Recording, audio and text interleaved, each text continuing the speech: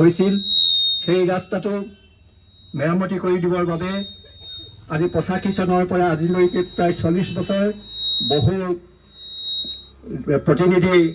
ৰাইজৰ প্ৰতিনিধি আহিল আৰু গ'ল। আমাৰ ৰাইজে অনুনয় বিনয় কৰিল, কিন্তু তথাপিতো আমি সেই ৰাস্তাটো নাপালোঁ।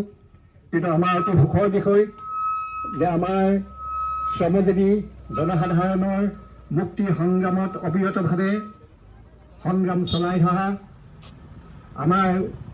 নৱপ্ৰজন্মৰ উৎস প্ৰেৰণাৰ উৎস বজ্ৰকণ্ঠী আমাৰ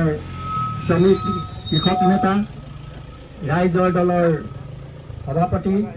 আৰু শিৱসাগৰ সমষ্টিৰ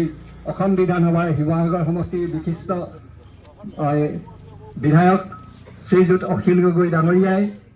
আমাৰ এই দুখ দুৰ্ঘটনাৰ কথা অৱগত হৈ অন্য এটা সমষ্টিৰ পৰা আমাৰ ৰাইজৰ দুখ দৰ সামৰিখন কৰিবৰ বাবে সমাধান কৰিবৰ বাবে আহি এটা পথ আনি আমাৰ যি অনুদান আগবঢ়াই এই ৰাস্তাটি নিৰ্মাণৰ ব্যৱস্থা কৰিলে।